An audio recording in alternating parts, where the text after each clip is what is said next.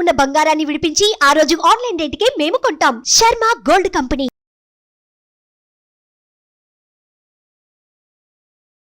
నమస్తే, welcome to Suman TV. నేను మీ యామ్ని.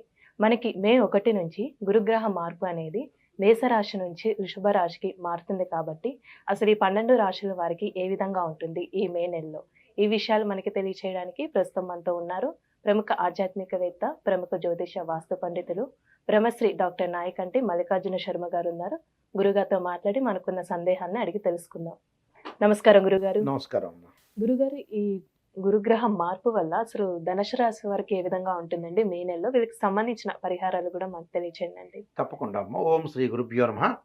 మే 1వ తారీఖు నుంచి 12 గంటల 6 నిమిషాలకి దేవగురు అయిన బృహస్పతి కృత్తికా నక్షత్ర 2వ పాద ప్రవేశంతో వృషభ రాశిలో ప్రవేశం జరుగుతుంది. ఈ వృషభ రాశిలో ప్రవేశంతో మరి ధనస్సు రాశి వాళ్ళకి ఏ విధంగా ఉండబోతుంది అని చూస్తే సహజంగా 2, 5, 7, 9, 11 స్థానంలో గురువు ఉంటే మంచివాడు అంటే శాస్త్రం చెప్తుంది. అంటే 2వ స్థానం కానీ 5వ స్థానం కానీ 7 కానీ 9 కానీ 11 కానీ గోచారీత్యా ఇలాంటి ఫలితాలు ఇస్తారని చెప్పబడింది. అయితే ఇలాంటి ఫలితాలలో ఇక్కడ దీనికి ప్రకారంగా మనం 6వ స్థానంలో గురువు యొక్క సంచారం, 6వ స్థానంలో గురువు యొక్క సంచారం వల్ల ఏ విధంగా ఉండబోతుంది అని అంటే ఖర్చులు పెరుగుతాయి.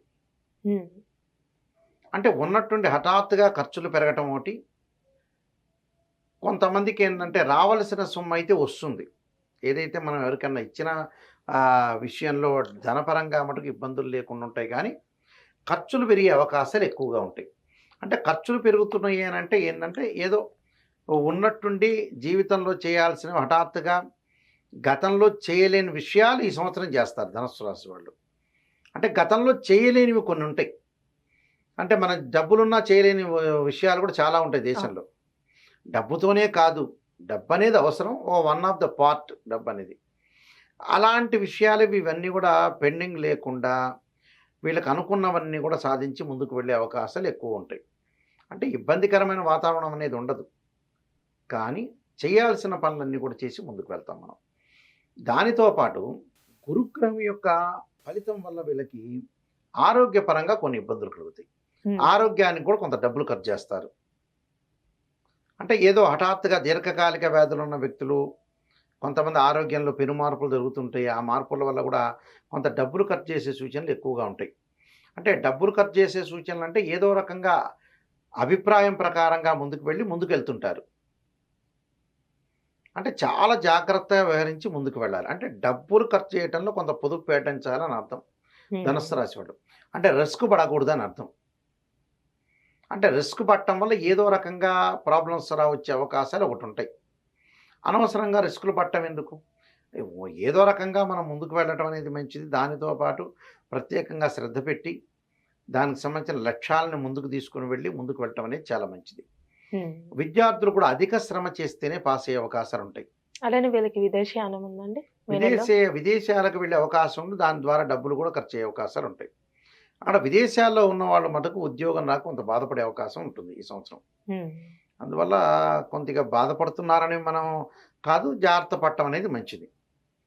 అయితే ప్రయాణాల వల్ల లాభం కలుగుతుంది, కానీ ఏదో రకంగా కొన్ని సంఘటనలు జరగటం వల్ల వీళ్ళ యొక్క ఆలోచన సరళి కూడా మార్పు జరుగుతుంటుంది.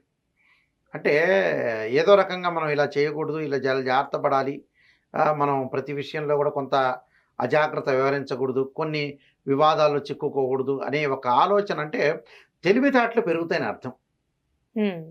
అంటే ఈ సంవత్సరం తెలివితేటలకు బాగా పెరిగే అవకాశం ధనుసు రాశి వాళ్ళకు ఉంది. స్త్రీలకు కూడా గతంలో చేసిన తప్పులన్నీ కూడా ఒకసారి సరి చేసుకుంటారు. అంటే బ్యాలెన్స్ షీట్స్ కనుక చెక్ చేసుకున్నట్టుగా అకౌంట్స్లో, అలా జీవితంలో మేము ఎక్కడ తప్పు చేసి ఎక్కడన్నా మిస్టేక్ చేశాని అది మంచి సుపరిణామే. స్త్రీయ లోపం పెరుగుట పెద్ద విద్య, లోపం ఎరిగిన వాడే పూర్ణుడవుతాడట. అంటే మనలో లోపాలను మనం సవరణ చేసుకొని ముందుకెళ్ళటం అనేది మంచిది, వాడే స్థితప్రజ్ఞుడు అంటారు. అందువల్ల ఈ లోపాలని మనం సవరణ చేసుకొని ముందుకు వెళ్తాం కూడా చాలా మంచిది, దానిలో తప్పేం లేదు ఇక్కడ. దానితో పాటు ప్రయాణాలు చేయటం వల్ల కొంత వివాదాల్లో చిక్కుకునే అవకాశం ఒకటి ఉంటుంది. ప్రయాణాలు చేయండి, కానీ అతిగా మితంగా, అంటే మితంగా మాట్లాడండి, అతిగా మాట్లాడద్దండి. లిటిగేషన్స్ జోలికి వెళ్ళకూడదు. ఏదైతే వివాదాల విషయంలో వెళ్ళకూడదు. ఆ వివాదాల విషయంలో వెళ్ళటం వల్ల కూడా పరస్పర అవగాహన లోపం బాగా ఎక్కువ వస్తుంది. ఇద్దరి మధ్యలో అవగాహన లోపం వస్తుంది. ఆ అవగాహనలో కూడా అనుకూలమైన ఫలితాలు అనేవి ఉండవు. అవగాహన లోపం కాకుండా లౌకిక ప్రపంచానికి దగ్గరగా ఉండండి. అంటే లౌకికం అంటే వాళ్ళు చెప్పిన మాట రైటే అనండి, అంతే.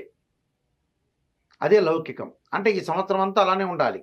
ఎందుకంటే గురువు మిశ్రమైన ఫలితాలు ఇస్తున్నాడు కాబట్టి ఎందుకు వివాదాలతోటి అనవసరమైన గొడవలు, అనవసరం తగాదలు ఎందుకు? వాడు చెప్పింది రైటు అంటే చాలు, ఆ వ్యక్తి వెళ్ళిపోతాడు. అంతటితోటి వాడికి ఆ ఎస్ అనే వర్డ్తోనే వెళ్ళిపోతాడు వాడు. అంటే వివాదం అనేది వస్తుంది కాబట్టి వద్దు అంటున్నాం ఇక్కడ మనం. వివాదాలు వచ్చే అవకాశం, ఆర్గ్యుమెంట్స్ అనేవి అంటే కాంట్రవర్షన్ కంటే కాంప్రమైజింగ్ ఇస్ బెస్ట్ పాలసీ. అది అంటే అనవసరమైన రిస్క్ చేసుకోకూడదు జీవితంలో.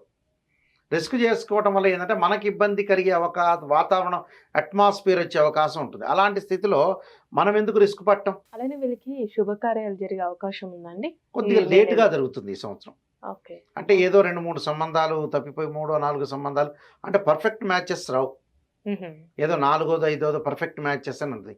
అయితే ఈ సంవత్సరం ఈ రాశి వాళ్ళకి ఏంటంటే గురుబలం తక్కువ ఉండటం వల్ల ఈ సంవత్సరం ఆగటం మంచిది.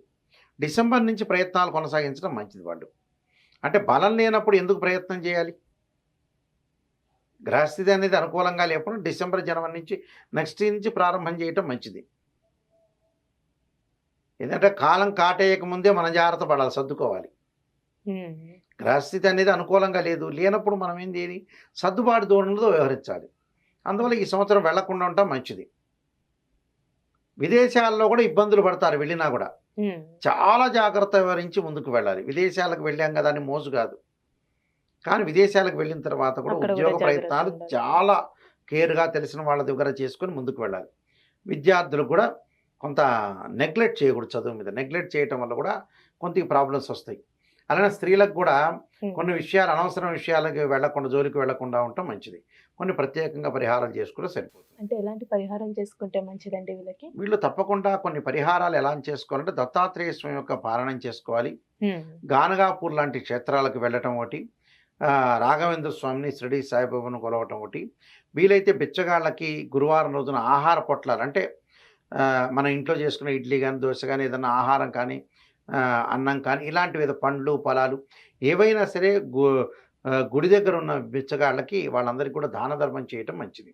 అంటే ఆహారం అనేది దాన ధర్మం చేయటం వల్ల కూడా దీని యొక్క దోషం అనేది పోతుంది. చాలా చక్కగా తెలియజేస్తారండి, ధన్యవాదాలు. నమస్కారం అండి. సుమన్ టీవీలో మీ పర్సనల్ అండ్ బిజినెస్ ప్రమోషన్స్ కోసం కింది నెంబర్కి కాంటాక్ట్ చేయండి.